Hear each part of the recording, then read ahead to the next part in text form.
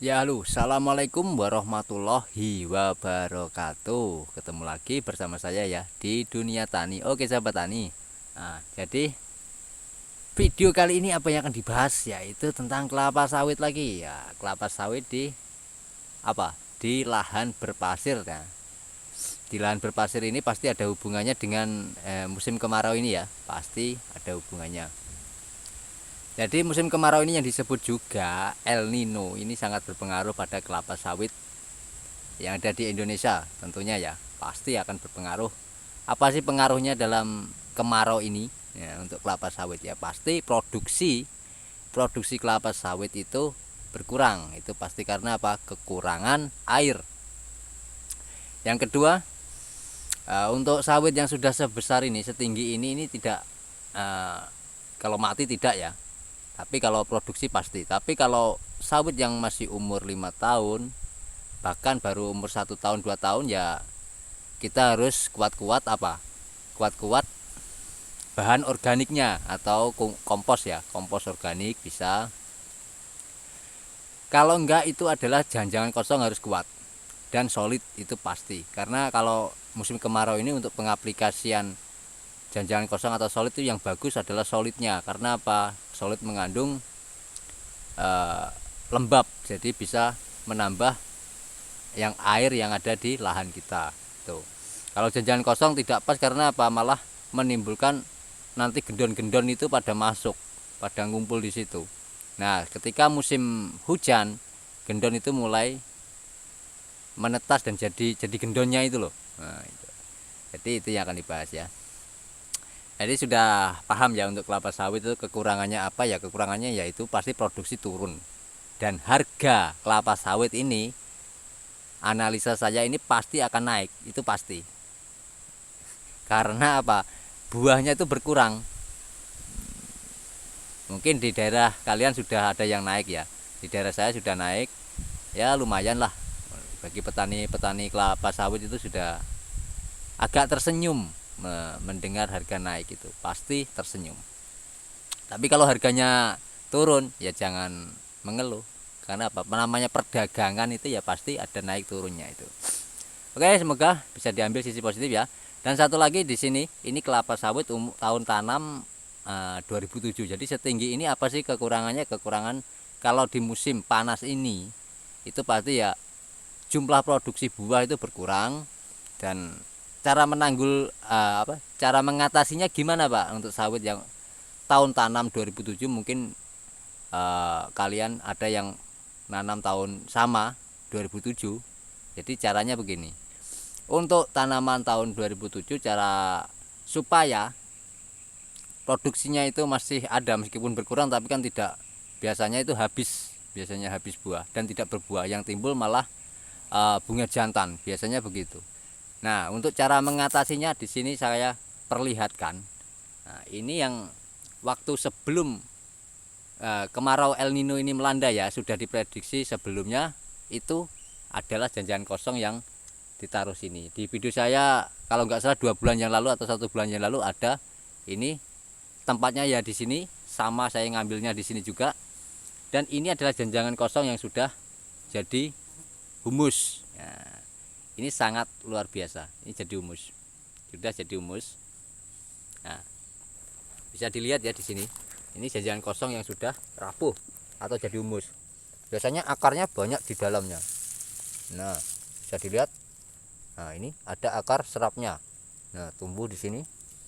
Inilah yang, nah, bisa dilihat ya. Di sini ada juga. Nah, ini adalah akar serap pada kelapa sawit. Jadi sebelum El Nino ini melanda, ini sudah dikasihkan dan bisa dilihat strukturnya ini basah. Ini basah, lembab. Ini strukturnya lembab dan basah. Nah, jadi itu apa gunanya jangan kosong ya, ini gunanya ini. Nah, karena di video saya kan sering saya bilang untuk menerapkan sistem organik ya, ini fungsinya ini. Kalau kita mengandalkan pupuk kimia terus tanpa ada jangan kosong ataupun bahan organik yang di lahan kita, jadi tidak mungkin akan kelapa sawit itu kayak gini, hijaunya kayak gini, itu tidak mungkin. yang ada pasti banyak yang kering. Ya, meskipun di sini ada yang kering ya, karena memang tidak di pruning. Ya, biasanya yang jarang berbuah itu dia akan gondrong atau nggak pernah disentuh sama pemanen, jadi tidak pernah diambil buahnya, makanya jadi kering. Tuh. Jadi gunanya itu untuk mengatasi sawit yang sudah segini ya, tahun tanam 2007. Nah, bisa dilihat di sana itu buahnya habis juga ya. Coba aku jom. Nah, tidak ada buahnya ya.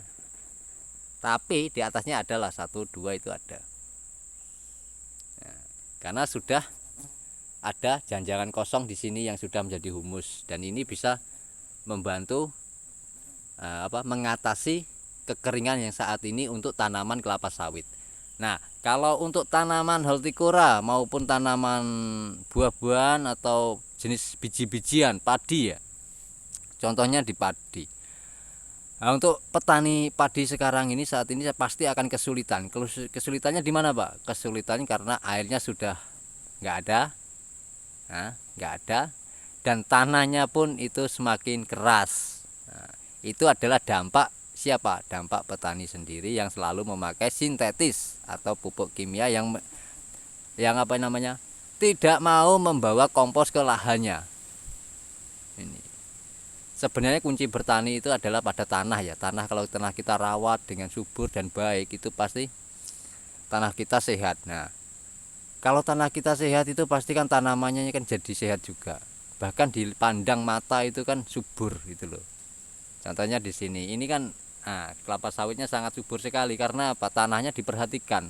Tidak hanya diambil buahnya saja, tapi mindset petani sekarang, petani apapun ya, itu hanya diambil buahnya, tapi dalam lahannya tidak pernah dikasih namanya bahan organik.